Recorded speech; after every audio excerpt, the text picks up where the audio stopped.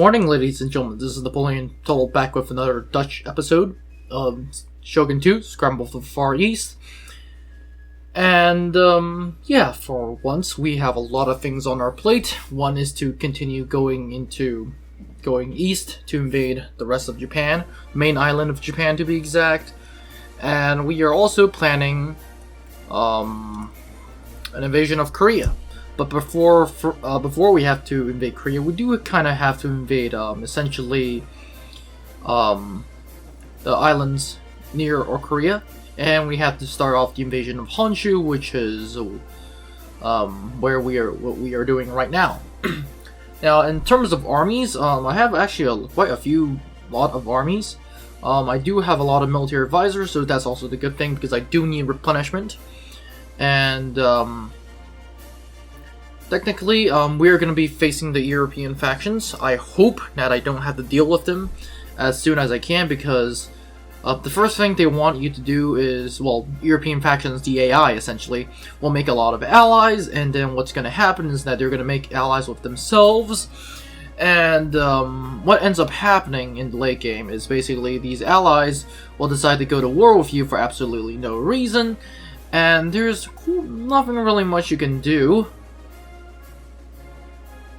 except for defeat them. But the second you're at war with these allies are just gonna bring you essentially more and more allies into their war against you. So essentially you're gonna have everyone at war with you.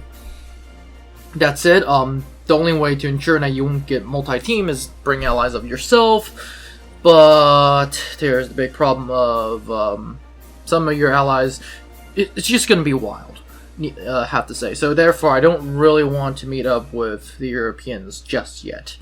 I am sending a fleet. I am sending an army, my bad, to attack Aki, and lo and behold, do we find the enemy fleet, which is quite massive. That said, our army is also quite massive. Our fleet is also quite massive, as a matter of fact. So we should be in good situations. I'm going to start the siege of Wani and Aki, so we're going to see how that goes for the enemy. I still have a few more armies in the field that I haven't deployed. Two of them are at Nagasaki or around Nagasaki, and those troops are going to be going essentially island hopping until they reach essentially Korea, and we're just going to invade Korea. As of right now, I don't know what the Russians are doing because from what I know, the Russians have destroyed Qing. And the next, I don't know if they're at war with China yet, but if I am correct, they should be also at war with China, or I think they should be at war with China. Therefore, the best idea for us is to essentially invade Korea as fast as possible.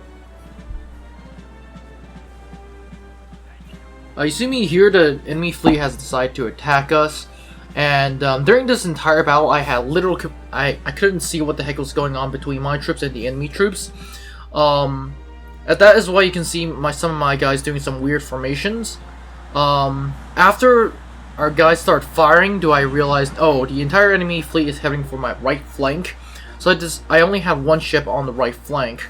But as you can see, the enemy fleet is like this, and a lot of good small ships, a lot of bunes and wako bunes, but nothing massive, nothing like a Nihon Maru.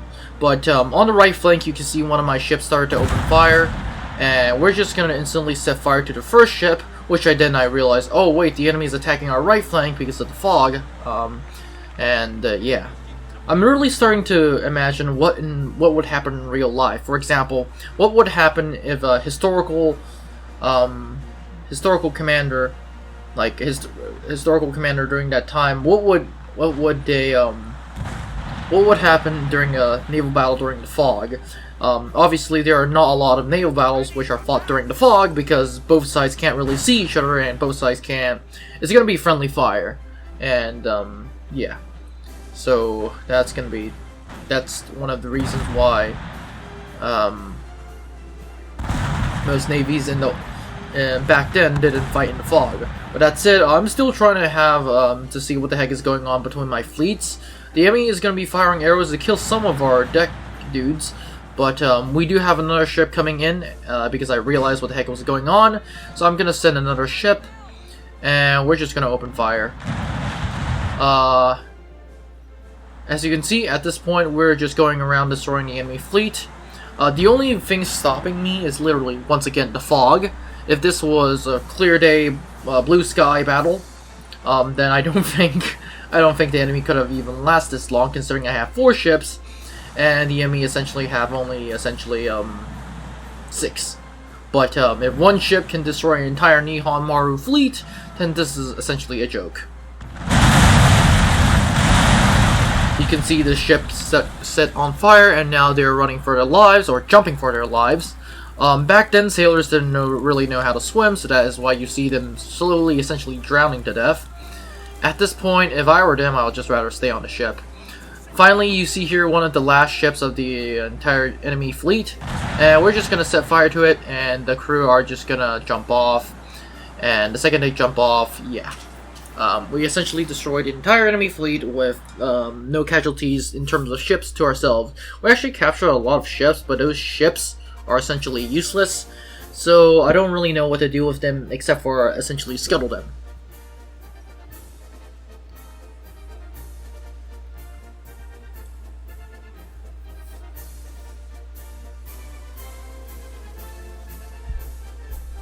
Once again, we have mounting up rest, and we finally have spring.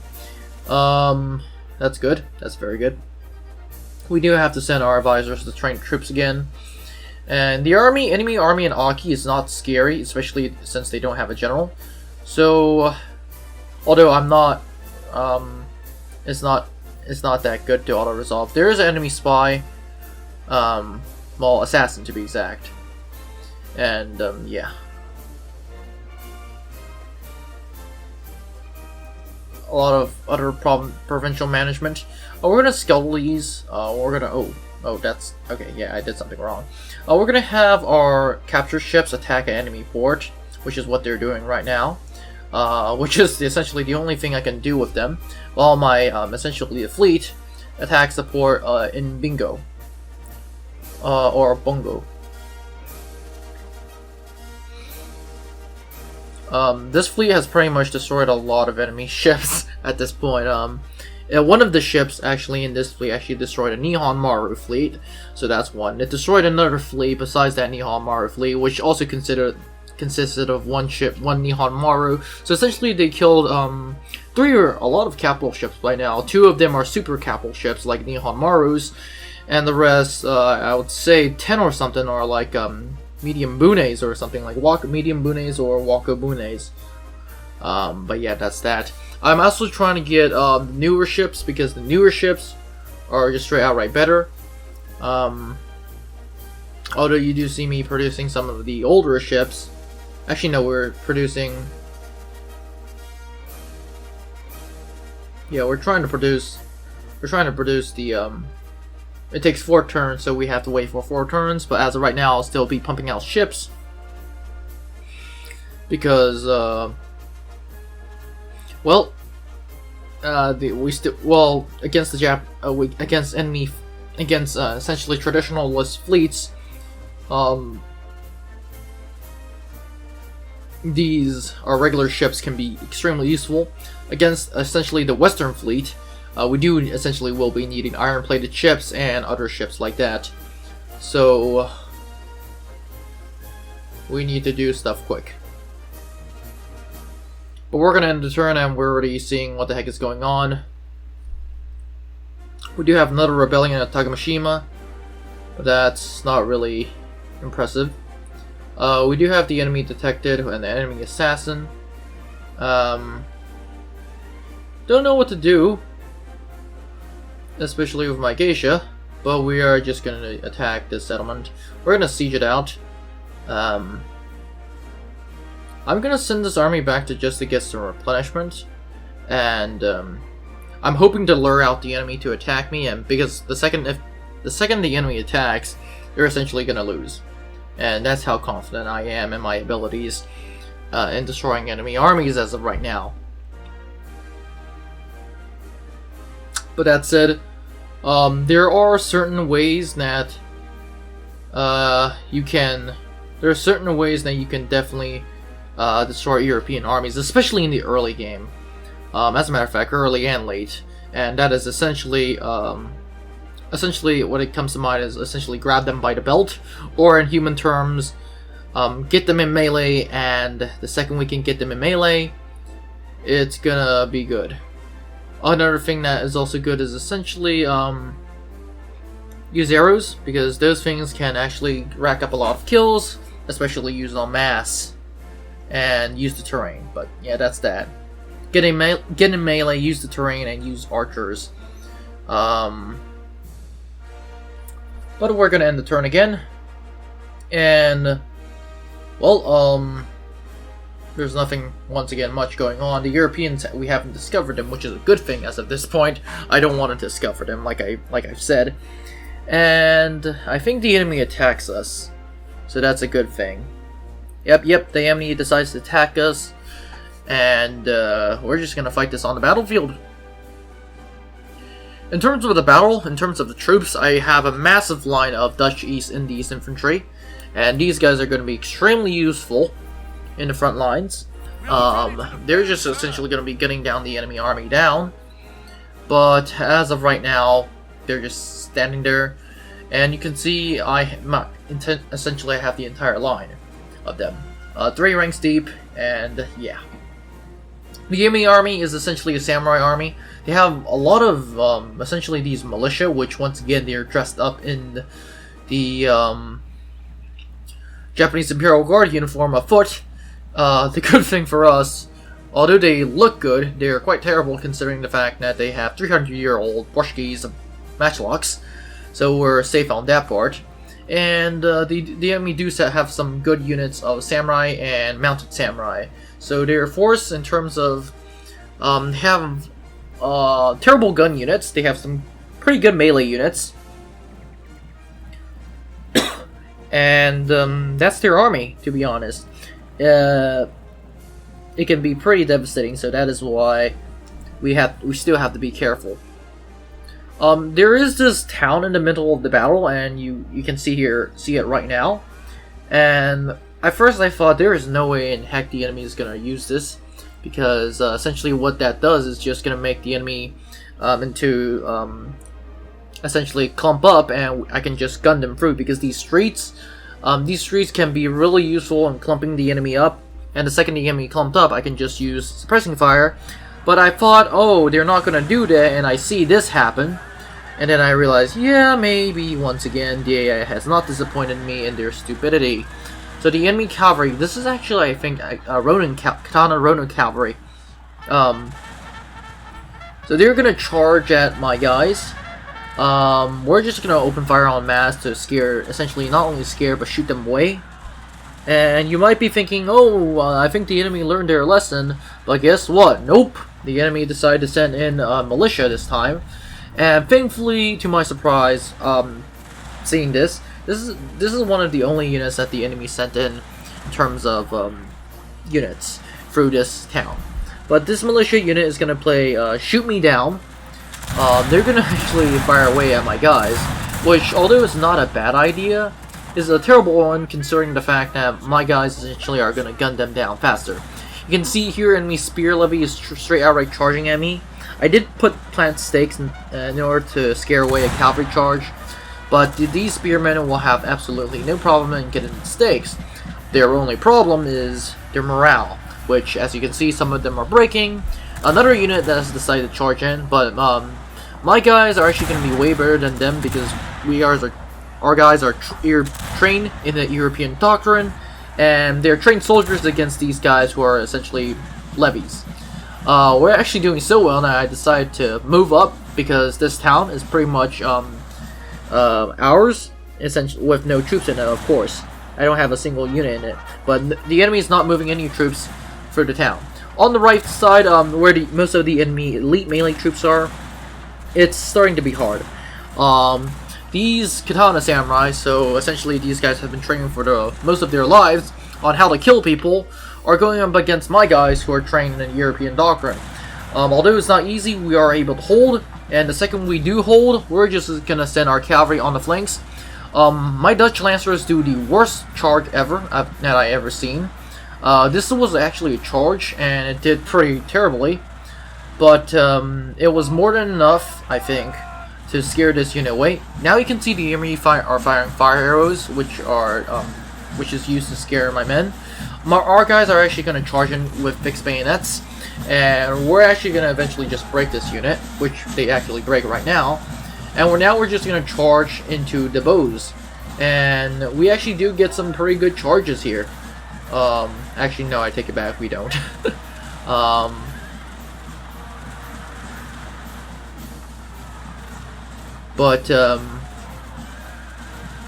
Yeah.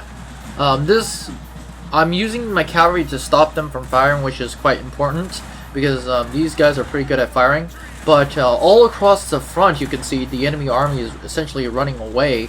The second I have them stop firing, I have my men turn off fire at will, which means they won't be shooting the horses in my back. And the second my horses are out of their range or move to the side, our guys are just going to open fire. At first I thought this was just going to do it, and then I realized, no, these bow samurai are just going to sit here and shoot me to death while I slowly pick them off, which is the worst idea ever. I then decided, you know what, this is not going to work, so I decided to straight outright charge in, because one, my guys have no armor, so these bows are going to do full damage, and two, yeah, these bows are not a joke. They fire faster than my guns, and they're more accurate, so we are kind of in a bad situation.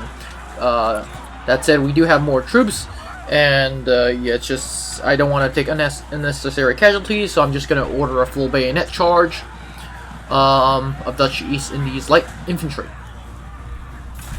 And to my surprise, these bow samurai are quite bad in melee, so we're just going to chop through them and kill them. Finally, I decided to have my cavalry just annihilate them.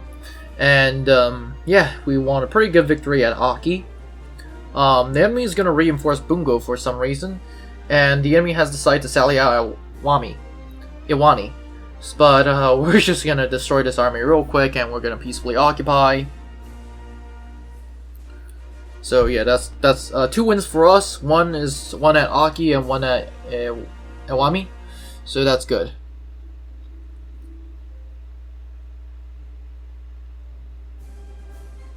One of our generals to have upgraded in rank, and that is the General David. David has upgraded in rank. He's the one who attacked Aki. First thing off the back is that I have to give him aggressor, and I think the plus map line of sight is better. And we have Daniel here. David and Daniel, we're just going to destroy this army real quick. We have overwhelming numbers. Even though the enemy has a good position, we have overwhelming numbers. And we're just going to assault this place, we're going to take it out, and we're going to claim it to be ours. And Aki has finally fallen. Iwani and Aki have fallen, so that's great. And the first thing I have to do is get a military wharf, telegraph station, which I actually can get railways, so that's good. This army is continuing to go to Bingo. And, wait, what? Oh, okay, that's bad. People are not happy in Aki, but people all around the continent are not happy, so that's interesting. Field artillery store, I have to destroy. Cadet soul could be useful. I do have to make this a military port because we do have to eventually just get ships. I'm gonna move my army up there, and we're gonna march this army of my son Eugene to invade Izumo. We're going to start the enchantment of enemy armies, and lo and behold, do we get a general. We literally get a general, so that's pretty good. We're going to enchant again, and we're going to see what we get. And we failed, but at least we got a general from the first try. Obviously, if the enemy attacks, it's going to end in a complete massacre for my guys. But hey, at least our enchantment finally starts working. Now, what I really need from the enchantment is ninjas, or assassins. because, well, off the bat, I don't have a lot of assassins, and the enemy can just kill me with their assassins, so that's... yeah, that's really important for us to get assassins. In terms of everywhere else, I'm getting our faction leader to move to that fort right there so we can get on, and right here we have to get our agent to train the troops. Yeah, training the troops is going to be hard, considering the fact that we have so many things going against us. But we're going to end the turn and we're going to see what happens. I kind of find out that Prussia usually allies with the United States, and the United Kingdom is usually at bad terms with, sometimes they're at good terms with the United States, but they're usually always at bad terms with the Dutch, which is to no one's surprise.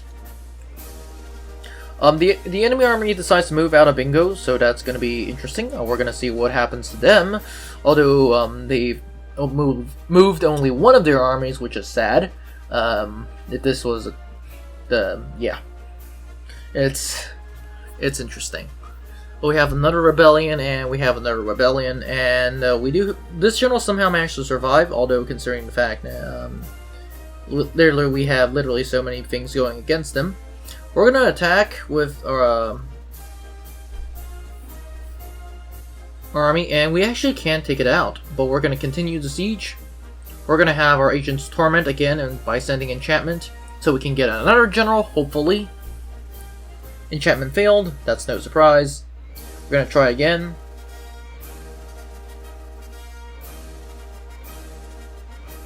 Oh, and it looks like it worked. I could tell it worked because he started shaking his head, so that's good. We do get a few generals, so that's good. We actually do. We are in quite a need of generals. Yeah, I think this one is better for the Geisha. But the enemy has decided to attack us, which is great. I'm gonna put one of my armies here. I'm gonna order the second army to attack. One of my armies is actually quite banged up. Although it's not that, the situation is not that bad. But the enemy army for some reason decides to fight us on the battlefield. And I can potentially auto-resolve this, but I'm just going to fight on the field. Our guys have way too many numbers, but the enemy does have one advantage, and that is artillery. But as we close the range, that artillery is essentially going to be useless. And more so because the second we close the range, the artillery cannot be firing. That said, the enemy does have some imported Armstrong guns, and thankfully it's not the Armstrong guns in Shogun 2, Fall of the Samurai, because if it was, I would just be rushing my cavalry to take them out at all cost. They are the Armstrong guns, I kid you not, of, well, debuffed Armstrong guns, essentially. Those Armstrong guns are quite bad, and so that is an extremely good thing for us. The enemy also have a mortar crew, 2 mortar crews, 1 wooden cannon, and some Frankish guns, which you can see right here. You can see a mortar in the background, and you can actually you can see 2 mortars in the background. Actually, no, 1 mortar crew in the background. But that is their right flank. The center is mostly held with essentially sorted units, so that is pretty scary. We do have a Dutch Doctrine Line infantry. It's not as good as our infantry, but they don't have guns from 300 years old, so it is slightly a threat. That said, the enemy army consisting of melee infantry is also a threat. On the right side, on the right flank now, they have another wooden cannon, another mortar team, and eventually you can see an Armstrong gun. But wooden cannons, like unlike their mortars, yeah, you can see an Armstrong gun, a 12-pounder field gun, as a matter of fact. It's not an Armstrong gun, my bad. It's a 12-pounder field gun, so not an Armstrong gun. But you can see some of the enemy doing quite a lot of damage, actually, in terms of, well, when I say by damage, I mean by 1 person dead. Actually, no, 2 people dead. Actually, no, not even 1. You see some of these guys getting up. But it looks like a lot of smoke, a lot of things happening with those mortar rounds. It's actually, there's actually not a lot of death. You can see some of my men are firing, and that's because the enemy general has decided, the enemy generals have decided to charge us. And, well, it's not going to go too well for them. The enemy cavalry is able to tear through our guys, but some of our guys are just going to get back up, and we're actually going to kill the entire enemy army, right, entire enemy unit of generals right here. But the enemy has not learned from their lesson, and they're gonna send up more generals. They actually do have a lot of generals, 3 or 4 in this battle. So we're just gonna do what we do and just kill the enemy generals. You can see here, my guys are actually trying to target the mortar crew, but then I realized the enemy cavalry is just literally right behind him. So I'm just gonna have my guys target the mortar crew, which is definitely in range, while we just literally shoot away at our stray bullets shoot away at the enemy cavalry, which actually does way more damage to the cavalry than our mortar crew. That's partly because our guys, well, shooting a man on a horse is way easier than shooting a man with no horse. But this katana bow cavalry is a very good unit in terms of both melee and shooting. So we actually do manage to scare it off. So that's good. In here, the enemy center, the enemy finally decides to attack for whatever reason they've been holding back. This Dutch Doctrine line infantry is actually pretty good looking, but if good looks could save them from death, I think a lot of armies could have been saved from death. Like I've said many times before. But the enemy actually do have quite an advantage in terms of bows. I have none. But that said, another advantage that they have is melee units. But for some reason, their melee units seem to be holding back, which is extremely good for me because I get to chip away at the enemy army slowly but surely. And all European armies are pretty good at chipping away at enemy units slowly but surely. You can see here some of the enemy bow samurai are firing arrows, but our guys are just able to gun them down slowly but surely, of course. But we do see some enemy cavalry just rushing past them, and they're going to be charging our guys. I thought this was going to be a full head-on charge, until I realized, wait a second, they're just essentially going to be running around. This enemy unit decides to run around, and they're just going to be shot to death. Yeah. This enemy katana Ronin cavalry has just been essentially annihilated. We can see some of the more of the bow samurai deciding to push up. Finally, we have enemy katana samurai actually charging my men. But at this point, I'm using suppressing fire, and I'm having a lot of guns turn on this one unit. And before they can even reach the front lines, they rout. Not a single person has reached the front lines, and they essentially suffer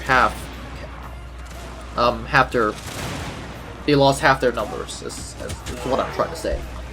Needless to say, due to overwhelming numbers, I've won a glorious victory. The enemy only has 65 men left, which is funny. But I decided not to chase them, partly because I'm out of their range. I'm going to send one army to be hiding, so that's going to be interesting. This fleet is essentially going to be useless, so we're going to disband these units.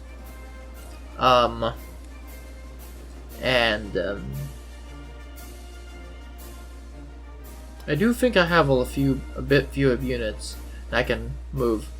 That army is going to be needed in the north, and interestingly, some of my guys look like they're European generals now, which is funny considering the fact that a few seconds before, my bad, they looked like they were essentially Japanese generals wearing traditional samurai uniform, essentially.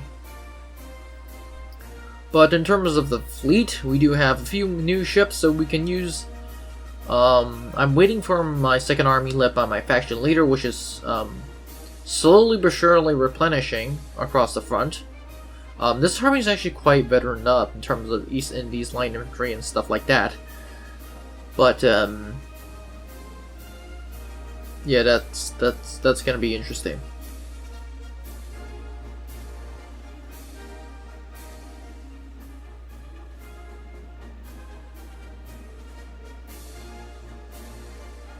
In the north, once again, we're seizing Izumo, and I'm actually trying to see if we can literally cause more enemy generals to defect. But as of right now, our geishas are not really moving, so we're just going to turn and see what the heck happens.